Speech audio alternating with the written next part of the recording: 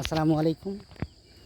Hello guys, দেখেন আমাদের টাঙ্গাইল ঘাটাইলের টিলাবাজার থেকে উত্তর দিকে কত সুন্দর একটা বড় লোকের বাড়ি এবং সুন্দর একটা গেট। ওই সাইডে আরও কয়েকটা বড় বড় বাসা আছে। চতুর্দিকে পানি, পাহাড়ি অঞ্চল, একদম একদম পাহাড়ি অঞ্চল।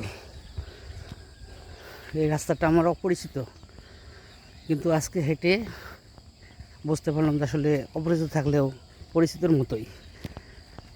আমাদের এলাকায় এমনই কত সুন্দর সুন্দর বাড়িঘর। এই যে পানি, এই তো ব্রিজ,